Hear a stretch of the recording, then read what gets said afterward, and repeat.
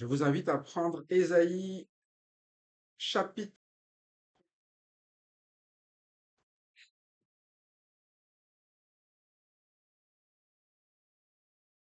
et on va lire les 16 premiers versets.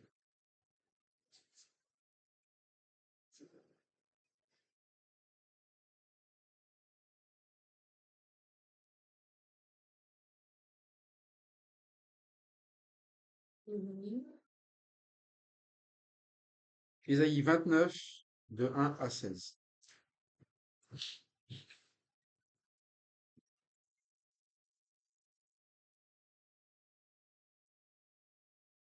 vais lire de ma gauche à ma droite. Il y a un verset chacun, puisque c'est 16. Malheur à Ariel, cité dont David fit sa demeure, ajouté année à année, laissez les fêtes accomplir leur cycle.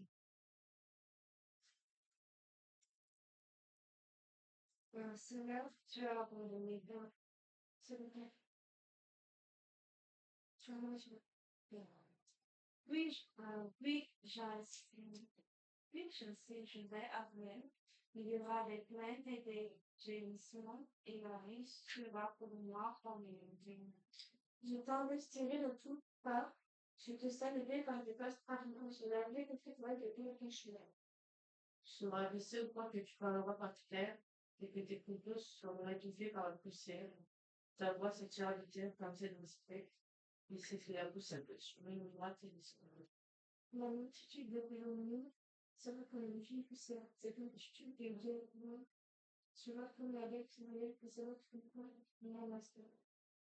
C'est de l'Éternel des armées que viendra le châtiment, avec des coups de tonnerre, des tremblements de terre et un bruit formidable, avec l'ouragan et la tempête, et avec la flamme et la furie de l'armée. Et comme il est né d'un songe, des visions nocturnes, ainsi sera-t-il de la multitude des nations. Combattront Ariel, de tous ceux qui l'attaqueront, elle et sa forteresse, et qui la serviront de très Toute la foule des nations rebuteront, comme un pilon de se bat par la lycée de qui a faim, un rêve qui nage avant de sortir le bleu, l'estomac vide, de se battre avec de qui est soif, un rêve qui tombe, de se repousser dans la pluie sèche. Soyez stupéfaits et étonnés. Fermez les yeux et devenez aveugles. Ils sont libres, mais ce n'est pas de vent. Ils chancellent, mais ce n'est pas l'effet de l'éclair fort. En effet, l'Éternel a déversé sur vous un esprit de torpeur. Au fait, il a permis vos yeux, voyant de la couleur des fruits. Toute la révélation est pour vous, comme elle est bon dans le livre cacheté, qui l'on donne à un homme qui se lit, en disant, lis donc cela, et qui répond, je ne l'ai pris car il est cacheté. Elle est devenue pareille à un livre que l'on donne à un homme qui ne sait pas lire en disant, lis donc ceci, il devient, je ne sais pas lire. Le Seigneur dit, quand ce peuple s'approche de moi, il m'honore de la bouche et des lèvres, mais son cœur est éloigné de moi, et la crainte qu'il a de moi n'est qu'un précepte de tradition humaine. C'est pourquoi je frapperai encore ce peuple par des prodiges et des miracles. Et la sagesse de ces sages périra, et l'intelligence de ces hommes intelligents disparaîtra.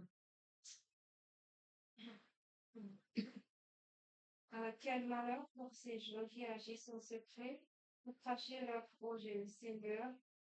Ils préparent leurs affaires dans l'ombre. Ils disent, qui peut nous voir, qui sait ce que nous faisons. Quelle nouvelle cité il a vu, le petit bâtiment peut être considéré comme de l'argent, pour que l'ouvrage dise de l'aimer, il n'y a pas pris, pour que l'ouvrage dise du petit, il n'a pas raison. Merci. Alors on continue dans ce passage où le message s'adresse toujours à Jérusalem. Et il rappelle Jérusalem dans sa plus glorieuse phase en utilisant le mot Ariel. Ariel, c'est Jérusalem, lion de Dieu, c'est-à-dire qu'à un moment donné, on va parler de sa puissance auparavant, et c'est sa puissance du temps de David.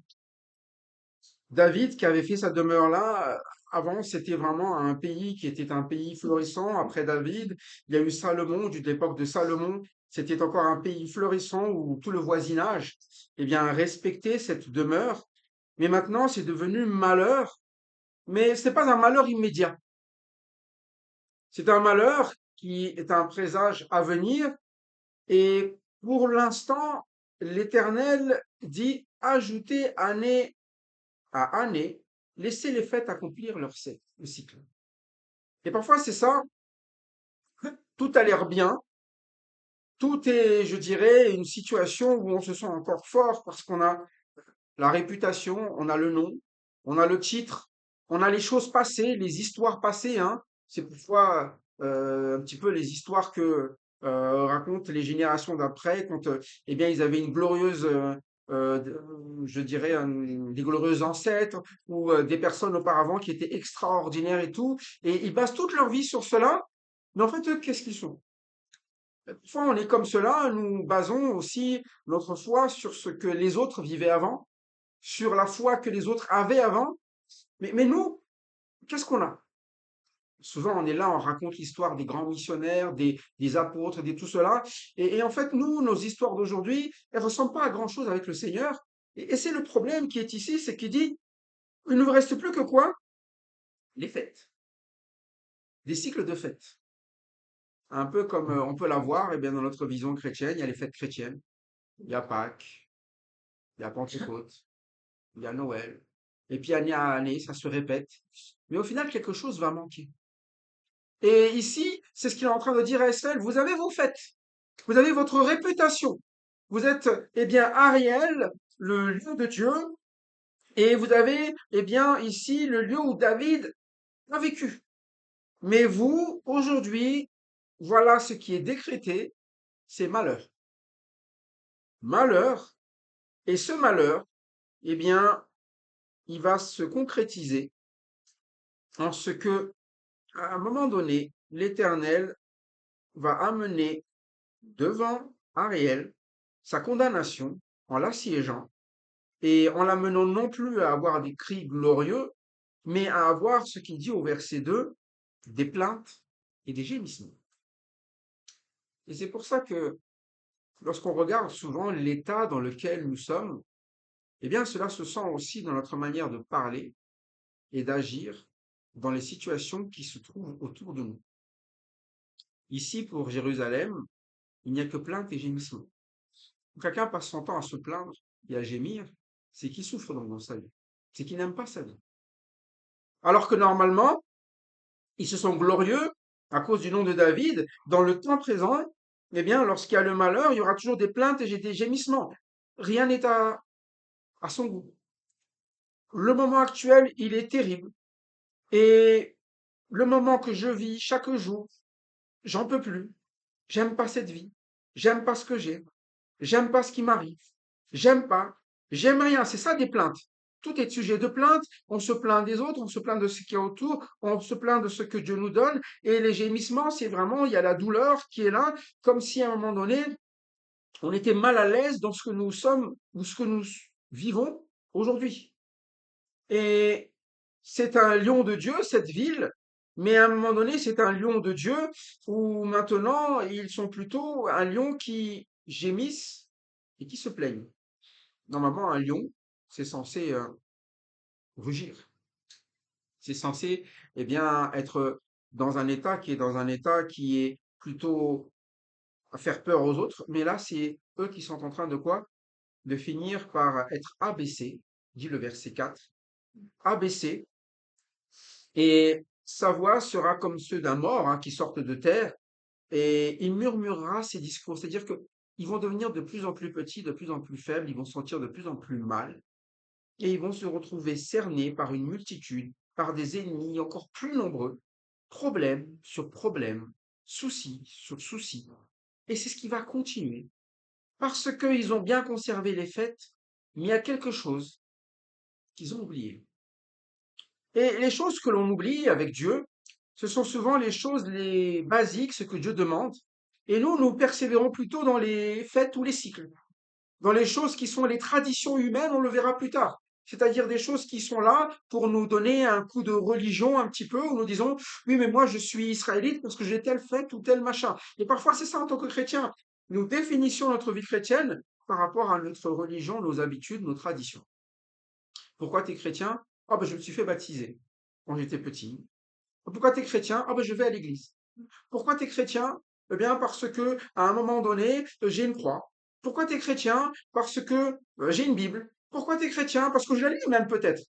Mais l'Éternel, il va dire, ce que je demandais de vous au final, c'est que d'abord, vous vous approchez de moi avec une façon de faire. Et c'est ce qu'on verra au verset 13. Mais ici, l'Éternel, il voit que ce n'est pas ça, et il voit simplement ici quelqu'un qui a son nom, sa réputation. Il a David, et bien, comme je dirais, terme qui sort de sa bouche, ce grand roi, mais dans son comportement, eh bien, il se plaint, il gémit, et il est même soumis ici, eh bien, à un châtiment de l'Éternel, un châtiment, tonnerre, tremblement, bruit, ouragan, flamme d'un feu dévorant.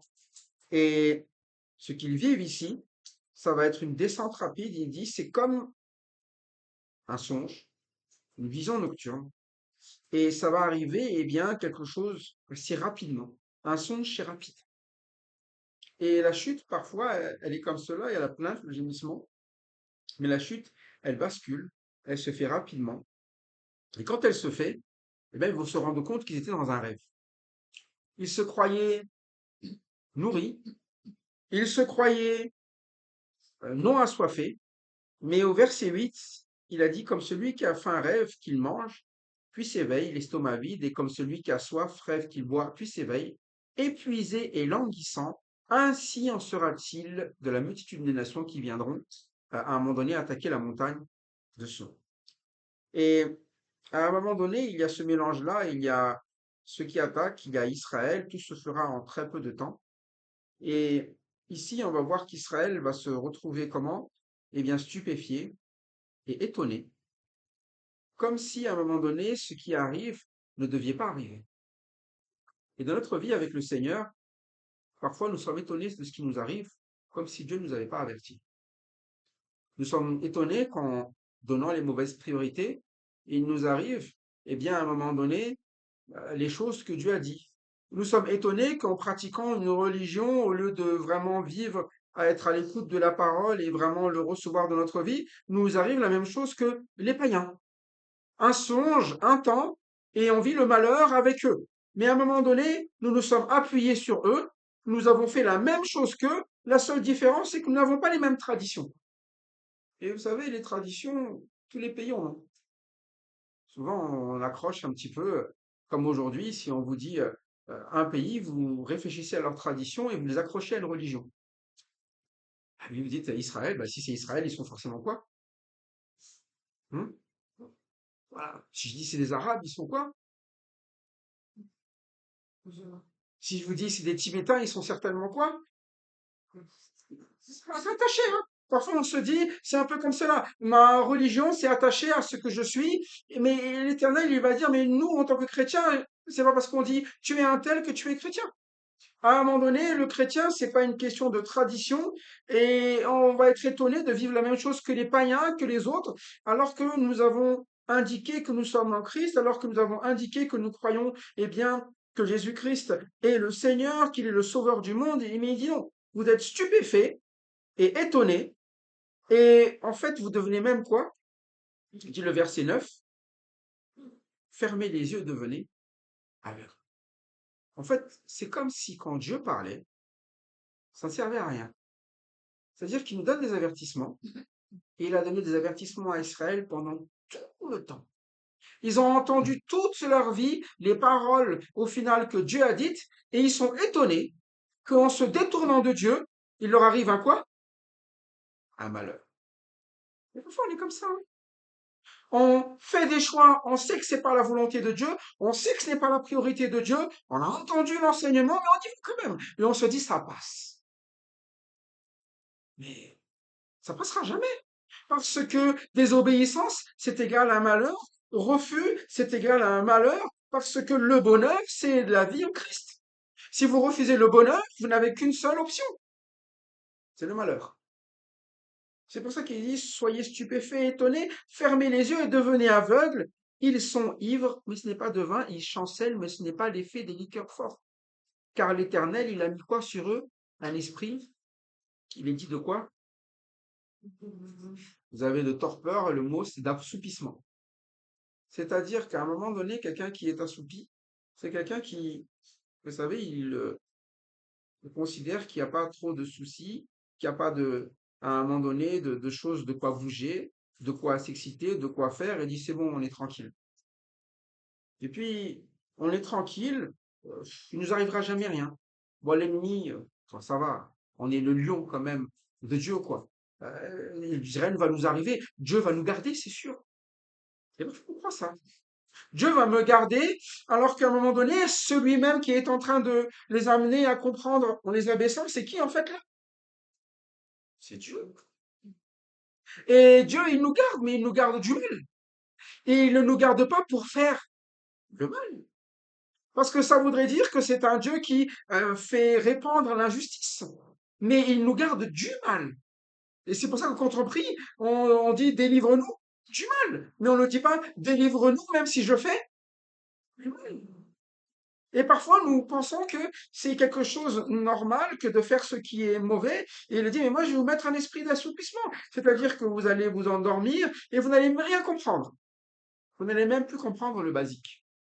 Et le basique ici, eh bien, il a donné ce qui est normalement censé amener la direction, eh bien, en Israël. Eh bien, il dit quoi? Il a fermé les yeux des prophètes et il a voilé les têtes des voyants. Ça veut dire que ceux qui sont censés leur amener la révélation, ils voient quoi? Rien. Ceux qui sont censés, eh bien, leur amener vraiment ce que Dieu, ils voient plus rien. Mais parce que ils ont fait à un moment donné, disons les titres. Ils ont le prophète, ils ont le voyant, mais plus personne au final n'est vraiment voyant et plus personne au final n'est vraiment celui qui fait les choses selon Dieu. Ils sont en train de faire les choses juste par tradition, par rite. C'est pour ça que vous savez, dans le temps, ça n'a jamais été difficile, hein. Si les églises ont commencé par l'évangile, aujourd'hui, il y a beaucoup d'endroits, eh bien, ce n'est plus l'évangile. On a des postes qui sont toujours là. On a toujours, les murs sont là. On a les noms qui sont là. On a ceux qui sont sur les chaises. On a tout, mais il n'y a plus quoi? En fait, il n'y a plus la vie avec Dieu. Mais parfois, on se dit ça, hein, mais moi, j'ai tout là. Parfois, certains vont dire, en rentrant peut-être, en frappant au ciel, en disant, mais Seigneur, Seigneur, je t'ai servi toute ma vie. Mais il dit, mais est-ce que tu m'as vraiment servi? Et ça va être les questions qui vont être posées. Est-ce que tu m'appartenais vraiment? Et le Seigneur, il a dit, hein, c'est pas tous ceux qui disent Seigneur, Seigneur qui rentreront au ciel. Certains, ils vont dire quoi? Je te connais pas. Et c'était déjà vrai du temps d'Israël. À un moment donné, la Bible a dit tous Israël n'est pas Israël. Il y a ceux qui sont en Israël, qui disent d'être Israël, qui ont le nom, qui ont le titre, et Israël, ça veut dire combattre avec Dieu, mais qui n'ont jamais vécu de combat avec Dieu. Ils ont combattu tout seuls. Ils ont avancé tout seuls. Ils ont compté sur le monde, sur les Assyriens, sur les Babyloniens, ils ont compté sur tous ceux qui les entouraient, mais jamais sur Dieu. Et du coup, à un moment donné, même leurs prophètes ne voient plus rien, ne comprennent plus rien. Il dit, verset 11, toute la révélation est pour vous comme les mots d'un livre cacheté que l'on donne à un homme qui sait lire en disant, lis donc cela, et quand il répond, il dit quoi? Je peux pas, il est caché. C'est ça l'image qu'on a. Eh bien, quand il donne l'image de personnes qui, ben, ils ont le livre. Ils ont les révélations. Il donne un exemple simple. Quelque chose que tu peux lire. Et c'est ça, tu prends la Bible. En fait, tu comprends même plus rien. J'arrive pas à le lire. C'est comme si toutes les révélations étaient quoi? Pourtant, elles sont claires. Et c'est pour ça que parfois on s'étonne, on voit des gens, ils lisent la Bible, et tu te dis, mais pourquoi ils n'arrivent pas à lire simplement ce qui est écrit? Et parfois, ils vont chercher des choses qui sont dans leur cœur, mais c'est tellement voilé que même ceux qui lisent finissent par vouloir dire quoi? Autre chose. C'est pour ça qu'à un moment donné, Dieu, il a déjà prévu cela. Et vous dites, mais comment c'est possible? Il suffit de lire. Comme on prend un dictionnaire, quand vous lisez une définition, normalement, c'est très simple. Vous regardez les définitions et vous savez à quoi correspond le. Mais étonnamment, la parole de Dieu, c'est pas comme ça. Vous pouvez la voir, vous pouvez la lire et rien comprendre. Mais parce qu'à un moment donné, il y a une manière de la comprendre.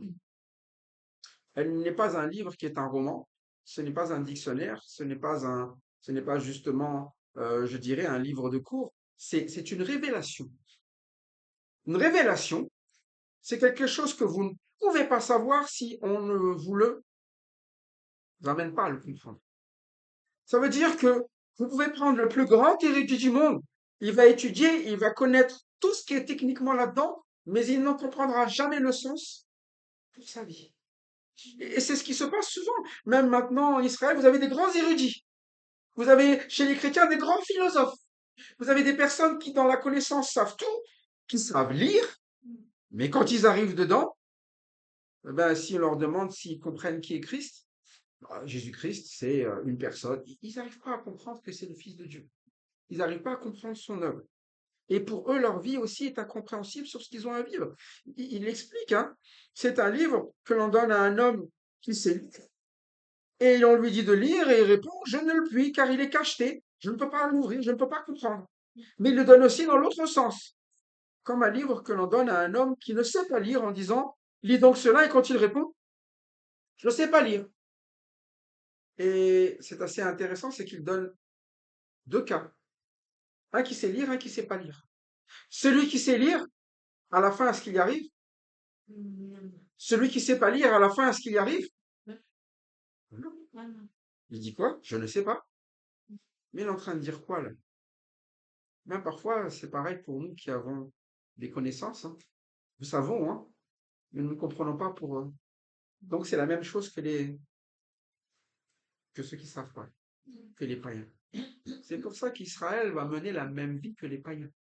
C'est pour ça qu'ils vont être embarqués par Babylone, parce qu'ils veulent partager leur vie ensemble. Tu dis, tu as la même façon de faire qu'eux, bah, ils vont t'emmener. Et tu vas vivre avec leur façon de faire, leur Dieu. Mais c'est ça qui va les faire souffrir. C'est ça qui va les faire languir. C'est pour ça qu'à un moment donné, Dieu avertit toujours. C'est comme quand il dit à un moment donné, ne vous mettez pas sous un joug étranger. Il n'y a pas de rapport entre Christ et Bélial, il n'y a pas de rapport entre, à un moment donné, des animaux différents pour conduire, eh bien, je dirais, une charrue. À un moment donné, il faut faire les choses avec la manière du Seigneur et avec ce que le Seigneur nous a donné. Et souvent, lorsque nous combattons ces choses-là, nous sommes étonnés du résultat et nous disons, mais pourquoi je suis là? Mais l'Éternel avertit. Et il avertit, il a dit, si vous ne voulez pas, si c'est cacheté, si ce n'est pas révélé, vous ne comprenez pas. Mais moi, je vous ai montré comment je veux le révéler. Verset 13. C'est un verset qu'on connaît bien, mais dans ce contexte-là, on voit qu'il y a tout l'aspect religieux, toutes les fêtes, tous les cycles. On voit qu'à un moment donné, il y a le livre, il y a la connaissance. On voit qu'il y a tout, mais le Seigneur dit, quand ce peuple s'approche de moi, donc ils le font, hein, ils viennent, hein, ils ont leurs pratiques, leurs habitudes. Il dit, il m'honore de la bouche et des lèvres, mais son cœur est éloigné de moi, et la crainte qu'il a de moi n'est qu'un précepte de tradition humaine. Voilà le résumé de la vie de ce peuple. Tout d'apparence fait que oui, il s'approche. Et à regarder, d'un point de vue humain, il n'y a aucun problème. Puisqu'ils s'approchent, on se dit, ah, c'est des gens qui aiment Dieu quand même. Et puis, quand on les entend ouvrir leur bouche, ils parlent de Dieu comment? Dans les églises, n'importe quelle église, moi je me souviens quand j'étais jeune, il n'y avait pas de souci, hein. Je connais aujourd'hui, maintenant, quand j'entends des cantiques en français, je dis, ah, j'ai déjà entendu ça quand j'étais petit, en malgache. J'ai déjà entendu plein de choses. J'ai déjà entendu sûrement des passages. Je me souviens même à un moment donné, ma première Bible, c'était une Bible Gédéon, j'en ai la mémoire, j'avais mon prénom écrit dessus, tout était là. Mais alors, si vous me demandez si quelqu'un autour de moi ou moi, on avait compris quelque chose de la vie avec Dieu, je n'ai pas souvenir une seule fois que nos cœurs étaient tournés vers Dieu dans tout ce que nous faisons ou vivions. Tout ce que j'ai souvenir, c'est nos cœurs étaient tournés vers le péché, ça c'est sûr, mais sous différentes formes. Nos colères, nos animosités, nos guerres familiales, nos, je dirais même nos combats entre nous et entre parents, même enfants. On rappelle aussi la manière dont, à un moment donné, parfois nous pouvons parler des autres, détruire les autres, la manière dont, à un moment donné, on peut aussi se croire supérieur aux autres, la manière, en fait, toutes les choses que la Bible demande n'existaient pas. Mais qu'est-ce qu'on chantait bien? Des beaux cantiques. Et moi, je les aimais bien. Même sans connaître le Seigneur, il y a des cantiques que j'aimais beaucoup. J'avais de très bons souvenirs quand j'étais petit. Mais c'est vraiment ça, ce peuple m'honore de la bouche et des lèvres. Tout est dans la bouche et dans les lèvres. Par contre, son cœur est éloigné de moi. Et c'est ça. Il s'approche, mais en fait, il est comment? Le problème, c'est que le cœur, personne ne le voit. La bouche, tout le monde voit. Quand vous avez quelqu'un qui chante, parfois les gens disent, il est trop spirituel, il nous chante un beau cantique. Et vous savez pas ce qu'il y a dans le cœur. Et Dieu connaît. C'est pour ça qu'on va jamais juger quelqu'un en regardant, en disant, ah, s'il chante comme ça, c'est qu'il est sûrement guidé par l'esprit. J'en sais rien. Tout le monde peut honorer. Par contre, son cœur est éloigné. Ça veut dire qu'il n'y a jamais rien du Seigneur qui rentre dans son. À chaque fois que le Seigneur veut lui parler dans son cœur, il s'en va. Ça ne veut pas rentrer. Ça ne veut pas changer dans ce cœur. Ça ne veut pas laisser le Seigneur vivre dans ce cœur. Et c'était ça le problème d'Israël, c'est qu'il se sentait fort et de l'extérieur, tout était fort. Tout était carré. Les fêtes étaient là. Mais dès qu'il s'agissait à un moment donné de suivre Dieu et de faire les choses selon Dieu, le cœur, c'était à quoi? Il ne comprenait même plus les Écritures. Il ne voyait plus rien. Il n'avait même plus de crainte de Dieu. Et la crainte de Dieu, c'est quelque chose où je sais que quand je fais attention que ce soit quelque chose qui soit agréable réellement. Hein. Mais comment vous savez que ça lui est agréable ou pas? Eh bien, il parle. Il parle. Et il parle toujours. Si vous prenez avec moi en Amos, le livre d'Amos, au chapitre 3, verset 7.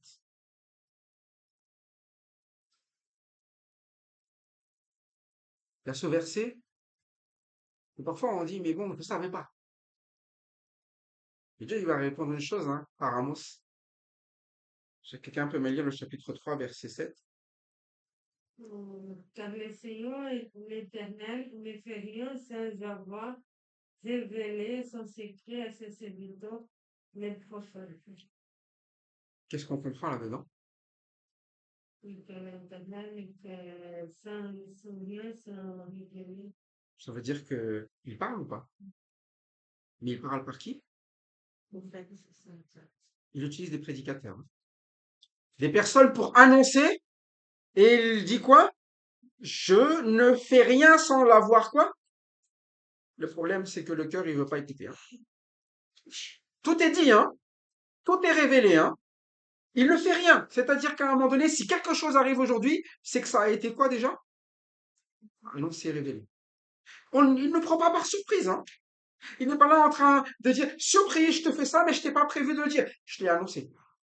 Je t'ai envoyé des personnes pour le dire. Et c'est ce qui se passe. Ésaïe, il est en train de parler à Jérusalem, à Israël. Il est en train de lui dire exactement ce qui va se passer. Pourtant, ce cœur est toujours en train de quoi? S'éloigner. Et ils s'approchent, ça veut dire qu'ils entendent. Ils s'approchent, ça veut dire qu'à un moment donné, ils savent qu'il y a des choses à écouter, mais son cœur s'éloigne, il n'y a pas de crainte. Il n'en reste qu'une chose. Ce qu'il appelle quoi ici au verset 13? Des préceptes de tradition humaine. C'est quoi une tradition? Pourquoi tu fais ça? Ah ben, il ne saura pas le répondre si ce n'est quoi? Ah, c'est comme ça qu'on fait. Pourquoi tu fais ça? Bah, c'est comme ça qu'on fait. Qui fait comme ça? Bah, on a toujours fait comme ça. Mais pourquoi? Il est incapable de le dire. Hein. Mais pourquoi tu le fais? Ah ben c'est plus spirituel parce qu'on l'a toujours fait comme ça. Pourtant, les choses avec le Seigneur changent. C'est-à-dire qu'à un moment donné, si il fallait rester sur les traditions, c'est pour ça que les gens sont très attachés. Quand ils n'arrivent pas à vivre avec le Seigneur, ils reviennent toujours à la loi. Parce qu'ils préfèrent les préceptes. C'est plus facile pour eux que d'entendre la parole qui va rentrer dans leur cœur et qui va demander quelque chose maintenant pour changer dans leur vie. Et ça sert à ça, les messages, hein. Un message, il est là pour amener un changement maintenant. Et quand vous voulez pas un message, vous revenez à la loi. Vous dites non, c'est bon. Moi, je fais déjà mon sabbat. Moi, je fais déjà mes prières. Moi, je fais déjà comment on appelle ça là? Je fais déjà toutes les fêtes. J'ai déjà donné un machin, j'ai machin, et on ramène les fêtes. Toujours, toujours. Même quand l'Éternel, à un moment donné, retire le moyen de le faire, on trouve moyen d'en rajouter, d'en mettre, même si c'est pas écrit. C'est pour ça que quand Jésus il est arrivé, il a dit à un moment donné, lorsqu'il a vu les pharisiens, j'ai dit, mais en fait, vous honorez plus les traditions des hommes que le commandement d'eux. Ils ont rajouté des choses, hein. Et ils sont là, ils se sont mis des règles qui étaient jamais écrites dans la Bible, même en termes de loi. Et parfois, on est comme ça en tant que chrétien, on se met à l'abri derrière nos quoi? Derrière nos préceptes et nos traditions humaines. On se dit, puisque je fais ça, c'est quoi un bon chrétien? Ah ben moi, je fais ça, ça, ça. Un peu comme si je vous avais demandé, c'est quoi un bon musulman? Ben, c'est quelqu'un qui fait ses 5 prières par jour, qui fait Ramadan, qui fait etc. Et le chrétien, on fait pareil. On dit, moi, j'ai fait ça. J'ai lu ma Bible ce matin. J'ai prié 2 fois. Une fois le matin, le soir. Je suis allé à l'église. Je suis allé à l'étude. Et voilà, j'ai fait les comptes, donc je suis un bon. Mais il le dit, là, il s'approche de moi. Il m'honore des lèvres. Par contre, le cœur, il est. Et c'est pour ça que s'abriter derrière les préceptes, ça a toujours été un danger, hein. À un moment donné, Dieu, il voulait juste quoi? Que le cœur soit toujours proche de lui. Toujours. Ça veut dire que les paroles qu'il nous donne, eh bien, dans sa parole, il ne nous dit pas, lis la Bible le matin ou le soir. Il dit quoi? Médite ma parole. Elle ne s'arrête jamais, hein. Que ces paroles ne s'éloignent. Il dit quoi? Jamais de toi. Et c'est ça. Comment est-ce que le jeune marchera et la parole est son, et la lumière sur son sentier. Ce n'est pas le matin j'allume et j'éteins pour la journée et je rallume. Mais ça veut dire qu'à un moment donné, quand il a entendu la parole de Dieu, il le sert contre son cœur. C'est ce que la parole nous a toujours enseigné. Et parfois, nous sommes très mécaniques, hein. Nous aimons les choses, quoi, qui nous donnent l'impression d'être, mais ce sont des préceptes. La Bible ne nous enseigne pas des préceptes, elle nous enseigne quoi? Un cœur qui est près de lui. C'est pour ça, il dit à cause de cela, je frapperai encore ce peuple par des prodiges et des miracles, et la sagesse de ces sages périra, et l'intelligence de ces hommes intelligents disparaît. Parce que toutes ces choses qui sont devenues des préceptes, c'est l'homme qui a commencé à quoi? À les mettre en place. Si tu fais ça, ça suffira. Parfois, il y avait des règles, hein. Si tu peux pas donner, eh bien, c'était ça quand le Seigneur a dit, il donnait pas à leurs parents, mais il dit, c'est bon, je donne déjà la menthe et l'eau, etc. Mais je ne m'occupe pas de mes parents, c'est pas grave, c'est bon, ça suffit. C'était leur sagesse. Pour remplacer quelque chose, ils mettaient autre chose. Mais c'est vrai encore aujourd'hui. Il n'y a plus de temple, hein. Normalement, est-ce qu'on peut encore continuer à faire des sacrifices? Pourtant, ils ont trouvé un moyen de remplacer ça, hein. Mais c'est ni écrit nulle part dans la parole de Dieu qu'il y a une possibilité de remplacer. Mais dès le moment où Christ est venu, le temple n'était plus. Mais comme ils refusent cette révélation, ils ont rajouté des choses. Et c'est à chaque fois la même chose que l'on fait. Quand on refuse ce que Dieu veut, on rajoute des choses pour se donner toujours l'air d'être une personne qui est une personne avec Dieu. Mais il dit malheur. Voilà le malheur à ceux qui cachent leurs desseins pour dérober à l'Éternel et qui font les œuvres dans les ténèbres et qui disent qu'il nous voit et qu'il nous connaît. Tout ce qui est caché, tout ce qu'on ne remet pas devant l'Éternel. De la bouche, on le fait devant tout le monde, on joue la personne spirituelle, mais tout ce qu'on fait en secret, tout ce qu'on ne remet pas à Dieu dans notre dessein, c'est-à-dire dans nos projets, et on projette des choses dans notre plus profond d'entre nous, des choses où on sait que Dieu ne veut pas. Mais on le fait à un moment donné, comment? Eh bien, là où on se dit personne ne me voit. Eh bien, verset 16, il va donner un quoi? Ce sont des personnes comment?